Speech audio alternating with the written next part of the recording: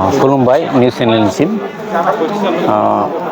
रुंसारि उमाइल कुमार ब्रह्म बिथाङा आं एलपि स्कुल समनिफ्रायनो बिथांखौ मोनबोदोंमोन। बिथाङा नैबे जयफुख्रि गामियावनो संसार जादोंमोन आरो जयफुख्रि गुदि फरायसालि गायसनगिरि हिसाबै बिथांखौ जोङो मोनदोंमोन। बिथाङा सासे जों मोनदों सासे फोरोंगिरि, सासे समाज सिबियारि बे रोखोमै मोनदोंमोन। बे बिथाङा जयफुख्रियाव जेला सनखौ आङो बावबाय, बोसोरखौ बावबाय, खोब जायोबा अन्तत 67 बे समाव 68, 67सोआव एलपि स्कुलखौ गायसनदोंमोन आरो बे बिथांनि बिहोमायावनो फरायसालिया जादोंमोन आरो दिनै अक्ट'सिम बे सरकारि जाबाय आरो सरकारि जाखांनायनि उनाव बिथाङा कमतापुर एलपि स्कुलाव बिथाङा ट्रेन्सफार मोनो आरो बिथाङा फोरोंगिरि हिसाबै एलपि गुदि फरायसालिनि फोरोंगिरि हिसाबै हाबा मावबाय थायोमोन। बे समनिफ्रायनो आं बिथांखौ मोनदोंमोन। एलपि स्कुल फरायबाय थानाय समनिफ्राय लानानै कलेज लेभेलसिम आरो दुलाराय बर' फरायसा आफादनि आन्सलिक, जिल्ला आरो सेन्ट्रेलनि बिबानगिरि समसिम आं बिथांखौ मोनबाय थादोंमोन। बिथांनि जा माखासे बिहोमा जोङो बुंस'नो हाया। जे बे ओनसोलाव बुंनो थाङोबा बर' रायजो राजाफ्रा 1965आव बाहाय बर' रायजो राजाफ्रा संसार जाफैदोंमोन आरो इन टटेल 365 फेमिलिया बे सिसुपानियाव हाफ मेल बेल एन्ड ब्लक बे ओनसोलाव हाजो गुदियाव एसे थानायनि खाबु मोनदोंमोन आरो बिथांमोननि दैदेननायावनो खाबु मोनदोंमोन। दा बिथाङा नैबे सिसुपानियाव रायजो जानायनि समावनो बा समनिफ्रायनो सासे समाज सिबियारि हिसाबै जों बिथांखौ मोनदोंमोन।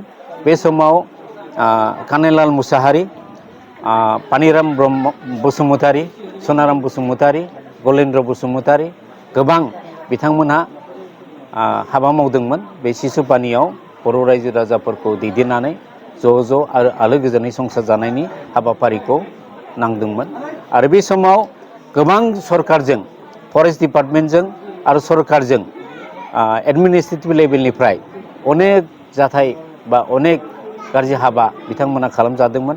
हमनानै बिथांमोनखौ जेलाव सोदोंमोन आरो जेलाव गोबां सम बिथांमोना थानांदोंमोन समाजनि थाखायनो आरो बर' रायजो राजा सिसुपानि बर' रायजो राजाफोरनि थाखायनो बिथांमोना खस्थ' मोननांदोंमोन।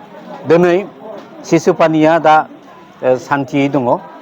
दा बिथांमोननि दैदेननायनिफ्रायनो जोङो सिसुपानिखौ दा नैबेसिम पर्यायसिम जौगाथायखौ मोनफैबाय। दा सिसुपानिया बुंनो थाङोबा बिथांमोननि सोरजिनाय बेखौ बुंनांगोन। बै समाव बिमला प्रसाद सलिहानि दिनाव जोंनि रुपनाथ ब्रह्म फरेस्ट मिनिस्टार दंमोन। बिमला प्रसाद सलिहा बिथाङा चिफ मिनिस्टार दंमोन आरो जोंनि मा नामलाय किशोर बरा बिथांमोननि दैदेननायाव जोङो बे ओनसोलाव सिसुपानि ओनसोलाव बा सिमान्त एरियायाव बा गासै दैयां बनान्चलाव बर' रायजो राजाफ्रा जोङो जयै थानो खाबु मोनदोंमोन। दिनै जों बुंनांगोन जे बिथांमोननि खामानि बिहोमानि थाखाय जोङो बर' रायजोफ्रा ज' आलो गोजोनै संसार जागासिनो दं, बेखौ जों बुंनो हायो। दा बिथांनि खामानि मावनाय, बिथांमोननि जा मावलांनाय रोंगौथि बेखौ जों बावनो हाया। बेखौ जोङो अरायसम गोसोखांनांगोन। दिनै जों बुंनांगोन गलाघाट जिल्लानि बर' रायजो राजाफ्रा सासे समाज सिबियारि हिसाबै जोङो खोमानानै लाबाय, सासे फोरोंगिरि हिसाबै, सासे समाज सिबियारि हिसाबै जों खोमानानै लाबाय आरो बिथांनि जा खामानि मावनाय बिहोमा जों बयबो सोलोंनो गोनां दङ आरो बयबो मिथिनो गोनां दं। बिथांनिखायनो जोङो बिथांनि जिउ सोलेरा जाहाथे आफा आनान गसाइनि खाथियाव अराय गोजोनै सान्थि थानो मोनो, बिनि थाखाय आर'ज गाबनाय जाबाय। जोङो मिथिगौ बिथाङा जोनोम जादोंमोन धुबुरी जिल्लानि बै समाव धुबुरी जिल्लायाव 1950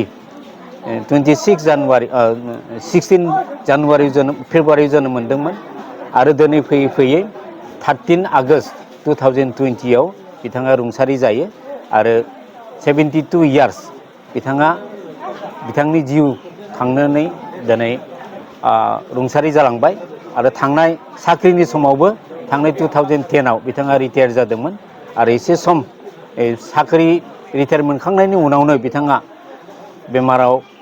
बेमार जादोंमोन आरो बेमारनिफ्राय बिथाङा दिनै रुंसारि जालांबाय। बेनि थाखाय जोङो दुखु फोरमायो आरो फारसेथिं आं बिथांखौ बुंबावगोन जे बिथाङा सासे समाज सिबियारि आरो सासे फोरोंगिरि हिसाबै आंखौ लोगो मोनबाय थायोमोन, आंबो बिथांजों रायलायबाय थायोमोन।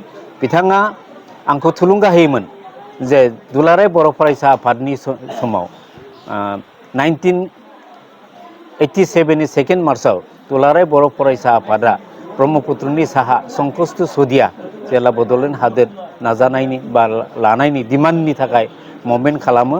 बे मुभमेन्टआव बाहागो लानो थाखायबो बिथाङा खावलायदोंमोन आरो बे ओनसोलनि बर' रायजोफोरनि गावनि बर'फोरनि राव हारिमु थुनलाइखौ फोथांनानै लाखिनांगौ आरो माखासे एन्टि ससियेल खामानिफोरखौ फोजोबस्रांनांगौ सुस्रांनांगौ बिथाङा बिथोन होबायमोन आरो बे रोखोमैनो बड'फा उपेन्द्रनाथ ब्रह्मनि बिथोन बायदियैनो बिथाङा आंखौ माखासे बाथ्रा बुङोमोन। बिथांनि बिहोमा आरो बिथांनि थुलुंगाखौ आं बावनो हानाय नङा। दिनै जोङो बिथांनि थुलुंगा आरो बड'फा उपेन्द्रनाथ ब्रह्मनि थुलुंगानि गेजेरजोंनो दिनै जोङो बर' गामिफ्राव जोङो जौगाथाय खालामदों। एन्टि ससियेल माखासे जौगाथाय खामानिखौ जों मावफुंनो हादों। बिनि थाखाय आङो रोजा रोजा साबायखर बावदों। बिथाङा जुदिअ थैनानै थांबाय, बिथांखौ जोङो अरायसम गोसोखांबाय थागोन आरो बिथांनि सावगारिखौ जोङो गोसोआव लाखिनानै खामानि मावगोन बेखौ आं फोरमायबाय। आरो जों बयबो गोसोखांनांगौ गोनां दङ, बयबो मिथिनांगौ गोनां दङ आरो बयबो बिथांनि खामानि मावनायनि जा आदब खायदा आदर्श जोङो बयबो सोलोंनांगौ दङ।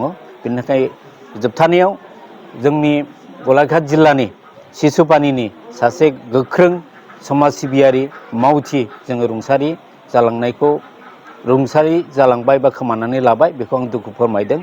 इयुन समफ्राव जोङो बिथांनि आदर्शजों जाहाथे खामानि मावनो हायो, जोंनि इयुन जोलैफोरखौ आङो बयखौबो खावलायबाय आरो आंनि बिथांनि सोमोन्दै बुंनाय फंनैसो बिबुंथिखौ एसेयावनो फोजोबनाय जाबाय। गोजोन्थों, खुलुमबाय।